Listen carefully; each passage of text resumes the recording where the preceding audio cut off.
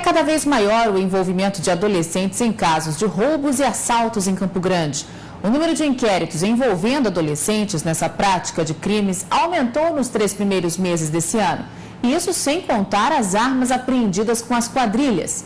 Reportagem que abre a edição de hoje. No ar. 3 revólveres calibre 38, uma pistola 9mm e munições. O arsenal estava com um grupo de 5 pessoas presas no domingo, incluindo o menor de 17 anos. As armas, segundo a polícia, seriam para matar um desafeto do adolescente. Em outra ocorrência, há 15 dias, foram presas 10 pessoas de uma quadrilha especializada em furtar casas em Campo Grande. Foram pelo menos 20 imóveis. O líder do bando, um adolescente de 17 anos. O adolescente ele tinha uma vida de alto padrão, né? Ele andava em carros de luxo, ele frequentava festas de alto padrão também, né? Então, para sustentar este padrão, ele comandava, né, toda a sua quadrilha, tanto é que ele não foi identificado como quadrilha, até mesmo o magistrado entendeu como organização criminosa, porque tinha toda essa articulação entre os partícipes, né, existiam funções pré-determinadas, aqueles que praticariam os furtos em conluio com este adolescente, comandados por este adolescente, era ele quem escolhia, quem praticaria os furtos com ele, que ele estava nos furtos, e inclusive ele sempre escolhia algum comparsa que possuísse veículo para poder carregar os objetos de maior tamanho. A sensação de que há mais adolescentes envolvidos em crimes pode ser explicada pelo aumento no número de procedimentos instaurados na Delegacia de Atendimento à Infância e à Adolescência. O número de inquéritos concluídos passou de 191 nos primeiros 3 meses do ano passado para 496 no mesmo período deste ano, aumento de 61%. Já o número de boletins de ocorrência diminuiu de 578 no primeiro trimestre de 2013 para 551 este ano. Segundo a delegada, os casos recentes mostram que os adolescentes já vinham de uma prática criminosa. Eles já vêm numa prática reiterada há algum tempo. Os comparsas, eles já eram comparsas anteriormente, né? Até mesmo quando eram adolescentes. Era um grupo que trabalhou quando adolescente, né? Inclusive, esse caso de domingo, agora recente, de 31 de março, os comparsas, na sua maioria, também eram adolescentes há pouco tempo. Então, eles já vinham nessa prática reiterada como adolescentes, só que eles atingem a maioridade. E não é que ele lidere aquele grupo de maiores de idade, né? Eles eram adolescentes, né? Tanto é que o último agora, ele vai completar, daqui a pouco tempo, a maioridade. Quadrilhas lideradas por adolescentes não são comuns em Campo Grande. Segundo a polícia e o Ministério Público, não remetem necessariamente à existência de gangues na cidade. Mas as autoridades concordam que em alguns bairros há sim grupos rivais que surgem espontaneamente e que acabam cometendo crimes. Eu já percebo a ação de grupos assim, rivais espontâneos, sem uma bandeira, sem um propósito, senão trocar agressões. E isso desde a época em que eu fazia júri, pelo menos nos idos de 2007, 2008, nós percebíamos vários homicídios dentro de uma mesma região geográfica. E ouvindo as pessoas, as testemunhas, sempre se percebia que era em troca de morte por morte. Isso pode estar sendo agravado por conta dessa facilidade de acesso a armas que tem se encontrado nesses dias. A prática criminosa desses grupos, segundo o promotor, está quase sempre ligada ao tráfico de drogas. Esses adolescentes adquirem armas no valor de R$800, R$1.000, quando eles não trabalham e eles não têm uma formação acadêmica suficiente para receber esse tipo de recurso, levando a crer que seja pelo tráfico, até porque são geralmente usuários de drogas, e isso vem sempre com a justificativa de que eles estão sendo ameaçados por alguém a título de defesa própria, o que, claro, se fosse alguém ligado à licitude, ele iria à polícia e não teria simplesmente a aquisição de uma arma. E aqui no estúdio eu converso agora com o defensor público da área da Infância e Juventude, Rodrigo Zucal. Ele também vai falar sobre o 4º Congresso Nacional de Defensores Públicos da Infância e Juventude, que começa logo mais às 7 da noite e segue até sexta-feira no Centro de Convenções Rubem e Gil de Camilo aqui em Campo Grande. São mais de 1.000 participantes de todo o Brasil e de outros países também. Boa tarde, Rodrigo. Boa tarde. Vamos começar esclarecendo à população o que faz um defensor público da área da infância e juventude. O defensor público, ele atua em prol daquele que não tem condições de pagar um advogado, de forma bem simples.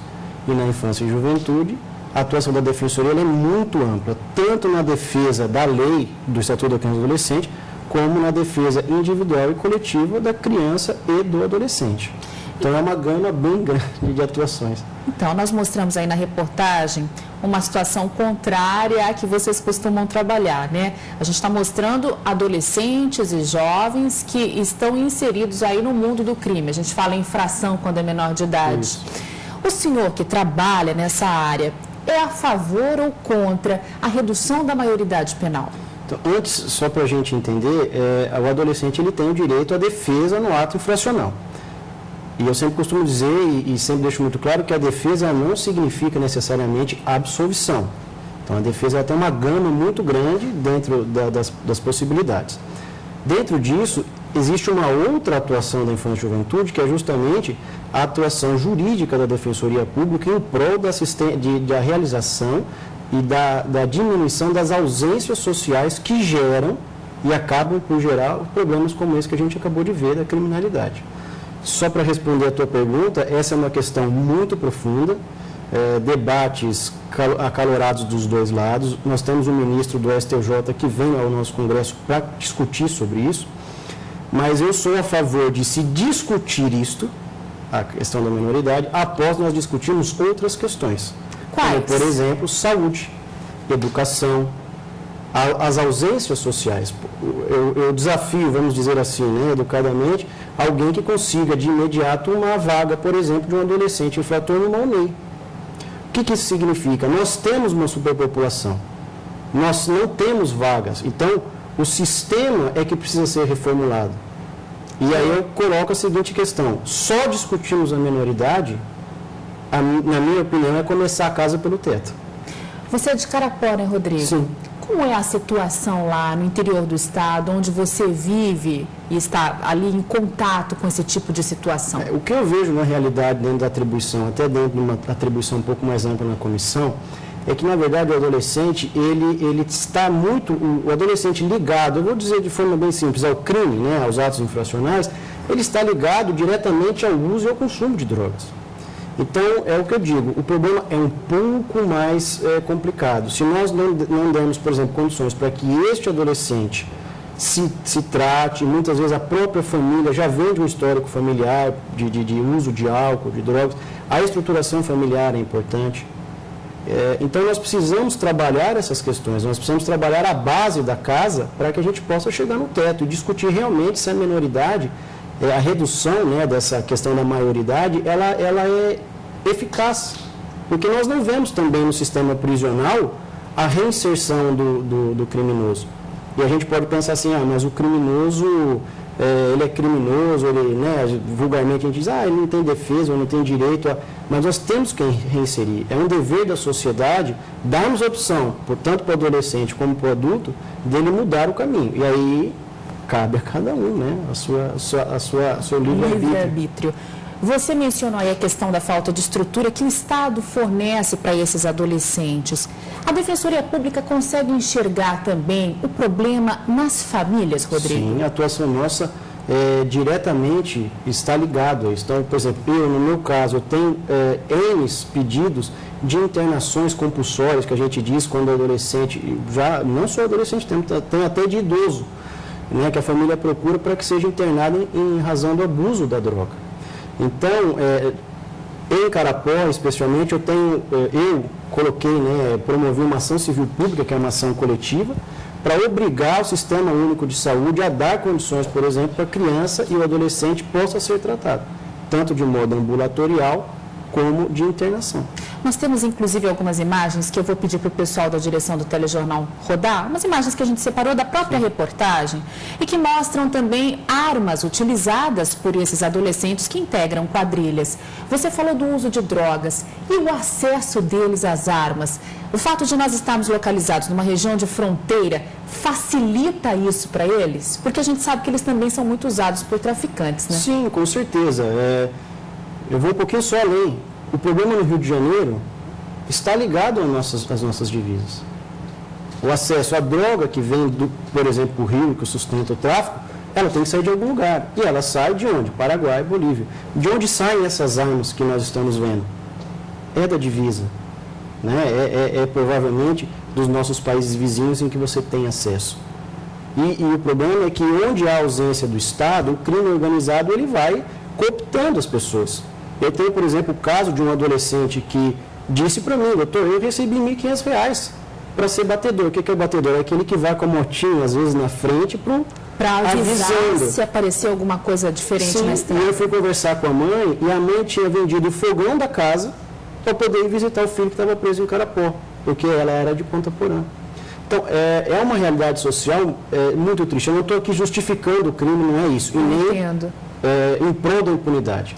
Eu acho que cada um tem que dar aquilo que se merece. Se ao adolescente merece a punição, entre aspas, por furto, ou por um crime maior, a internação, que é o caso que a gente chama de prisão, que seja dado. Mas a gente também tem que lutar, e a Defensoria Pública, nesse caso, também tem lutado, para que nós possamos dar, nossa sociedade, a eles, todas as condições de reinserção, ou de inserção, porque muitas vezes os adolescentes nunca foram inseridos. Exatamente. Sempre estiveram às margens da sociedade. Rodrigo, vamos falar um pouquinho sobre o Congresso, que a gente tem agora um pouco tempo.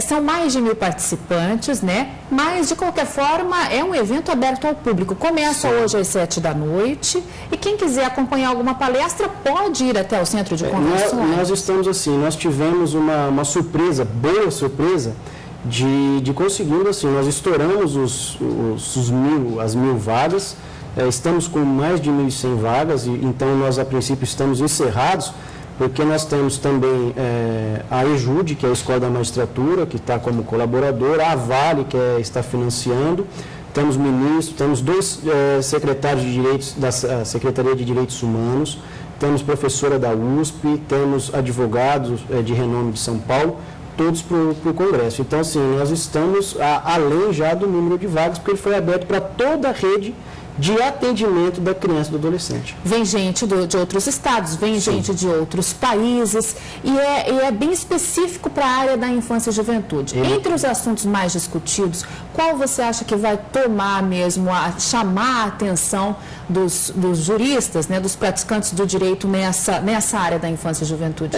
Foi um evento que a gente optou por ser eclético, assim, abrimos para toda a rede de atendimento, assistência social, psicólogos, profissionais que mexam com criança e adolescente. E para isso a gente teve o cuidado de trazer profissionais que também estão ligados. Então, por exemplo, a abertura hoje é com o professor Lepre, que é advogado, é professor de cursinho preparatório, então vai fazer um histórico do Estatuto da Criança e Adolescente para o estudante.